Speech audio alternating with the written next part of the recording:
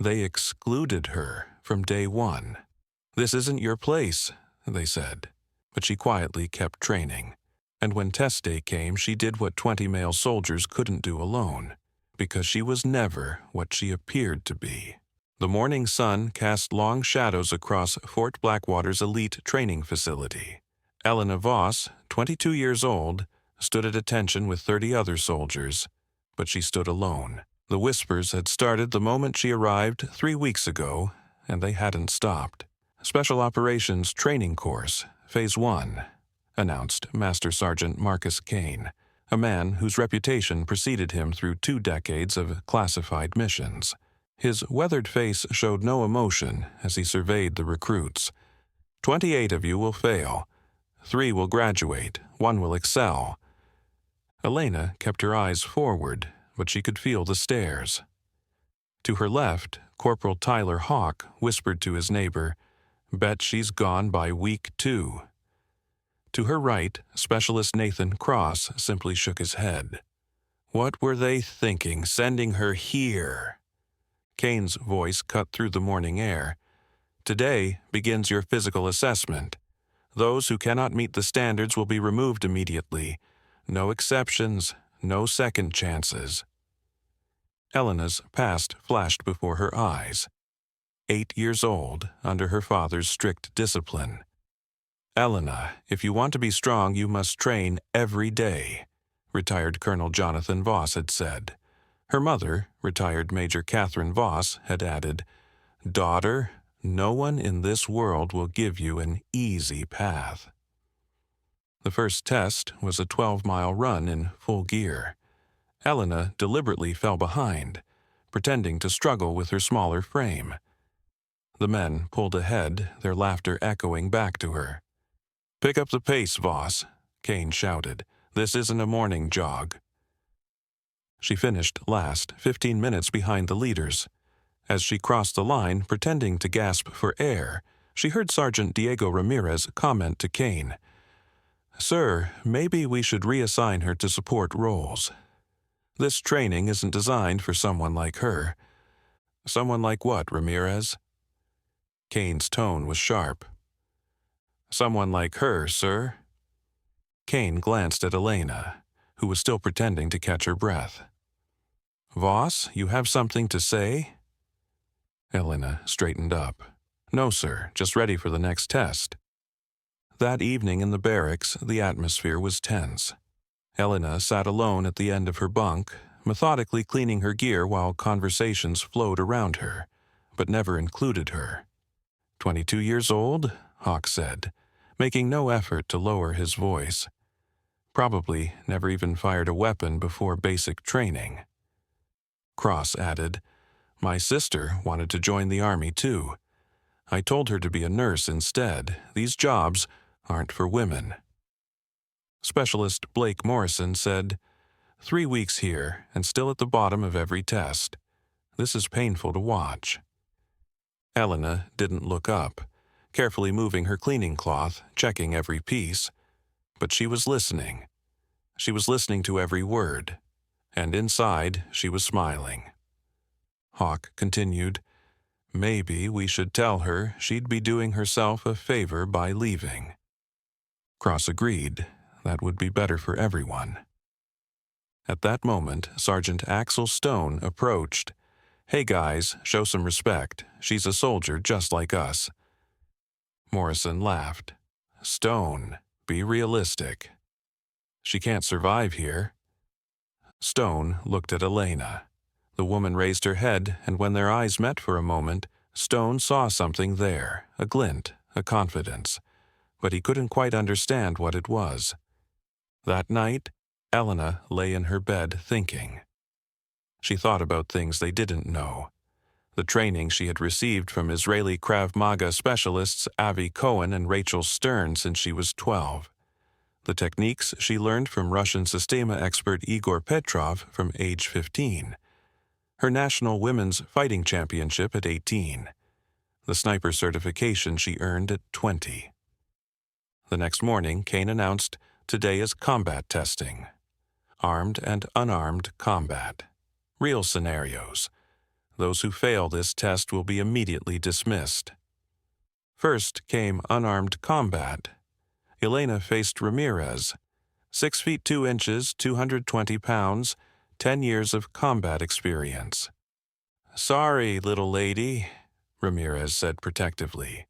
"I'll be as gentle as possible." Kane blew his whistle.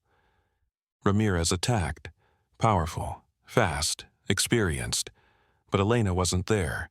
Using Igor Petrov's technique, she slipped, turned, used Ramirez's momentum. 3 seconds later, Ramirez was on the ground, Elena standing.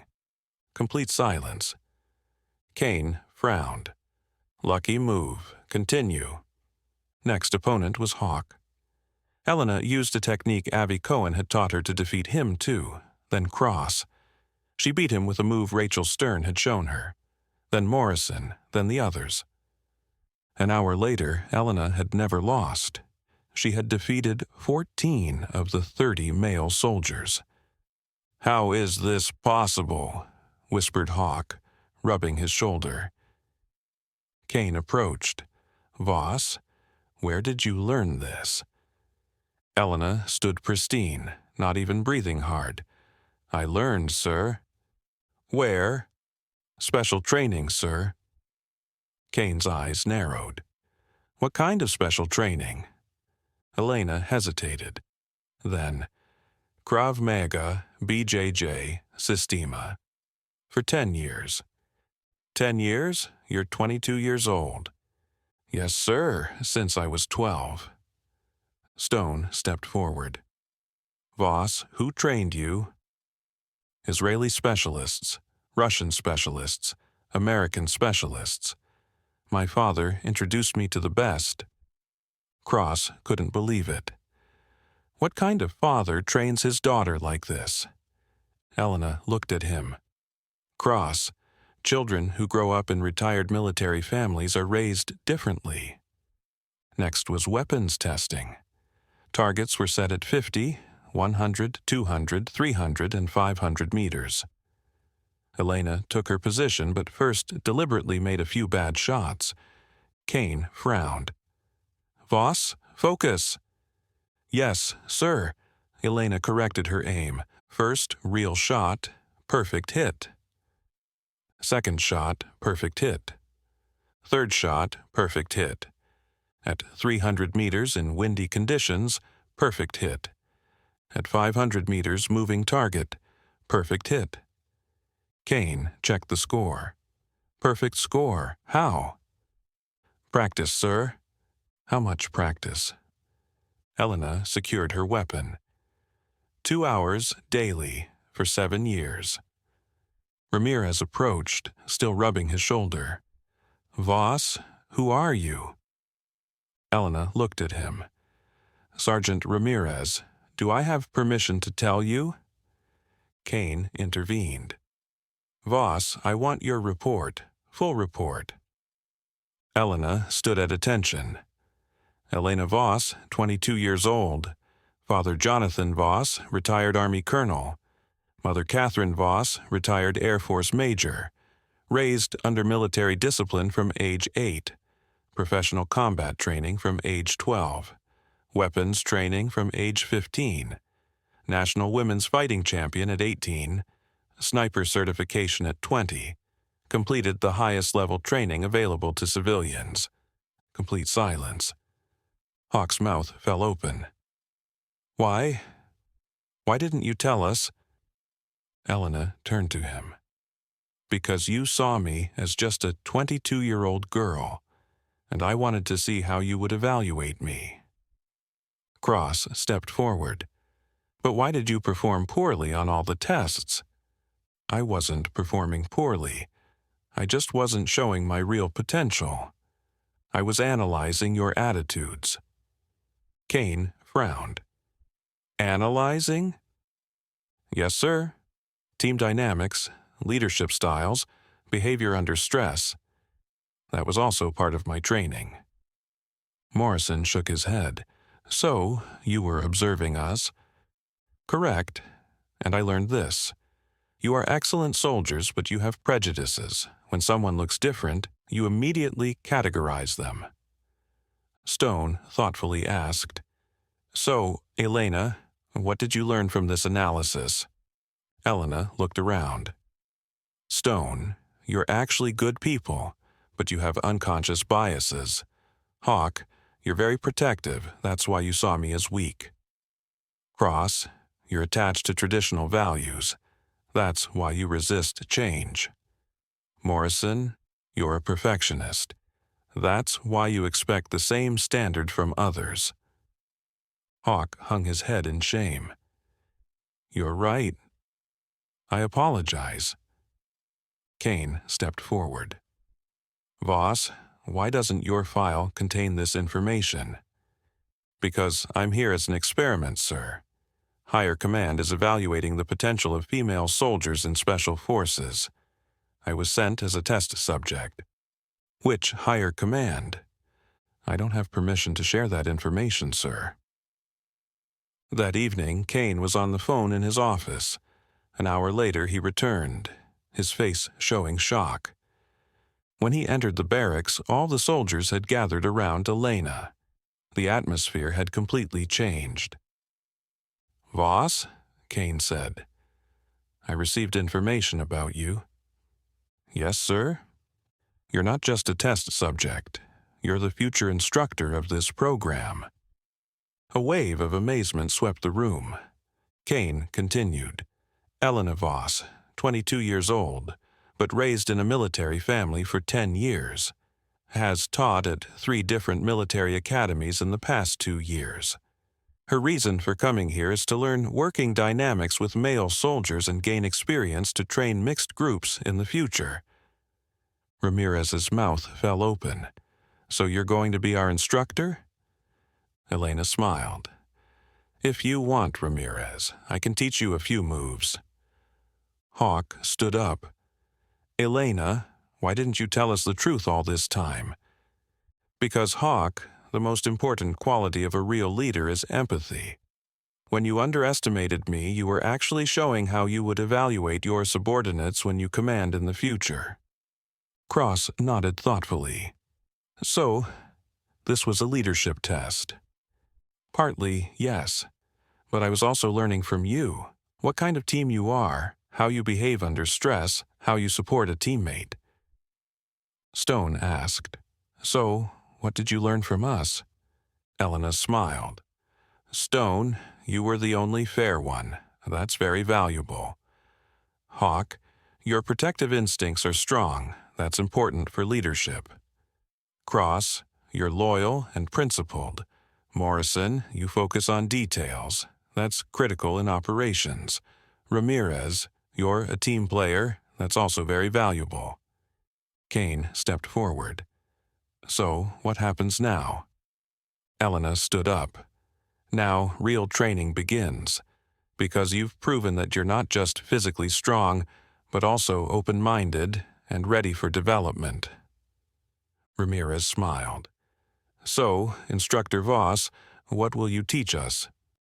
"First, how to recognize your prejudices. Second, how to work effectively with different people. Third, where real strength comes from." Morrison asked, "Where does real strength come from?" Elena looked at him. "Morrison, real strength comes from getting rid of the need to prove yourself. I appeared weak to you for 3 weeks, but I was never actually weak. Being strong isn't about putting others down, it's about supporting them." Hawk stood up. "Elena, I apologize. I was unfair to you." "We all have our prejudices, Hawk. What matters is recognizing them and changing." Cross added, "So, will you really teach us?" "If you want, but know that from now on, training will be much harder. Because now I want to see your real potential." Kane intervened. "Voss, as of tomorrow, you are the assistant instructor of this program. Your official assignment has come through." Elena saluted Kane. "Thank you, sir." "I should thank you, Voss. You taught these men an important lesson." Stone approached. Elena, what was that move? How did you take down Ramirez so quickly? Systema technique, Stone. Using the opponent's strength against himself. I can teach you tomorrow. Hawk added, I want to learn that 500-meter shot too. Sure, Hawk, but first you need to learn breath control. Morrison asked, Elena, how did you get all this training? Besides your family, who trained you? Elena thought. Morrison, my father introduced me to the world's best instructors. Israeli Krav Maga specialists Avi Cohen and Rachel Stern, Russian Systema expert Igor Petrov, American sniper instructor Jonathan Hawk Wilson. But most importantly, they all taught me that being strong isn't just physical. Kane approached. Voss, starting tomorrow you'll plan these men's training program. What are your ideas on how to make them better soldiers? Elena smiled. Sir, first I'll teach them that difference is strength. Then what real teamwork is. How? By creating scenarios where male and female soldiers work together. Because in real operations they might have to work with all kinds of people. Kane approved. Good idea. Begin. That night, the atmosphere in the barracks had completely changed. Elena was no longer an excluded soldier, but a respected leader. Cross came to her. Elena, what was that Krav Maga technique? How did you control me so quickly? In Krav Maga, the goal is to get quick and effective results, Cross. Find the opponent's weak points and act accordingly. I can teach you tomorrow. Stone added, I want to learn that mental analysis part too. How do you read people so well? Stone, this requires years of observation and training, but I can teach you the basic principles. Ramirez asked, Elena, will you really be our instructor? Ramirez, I don't want to be your instructor.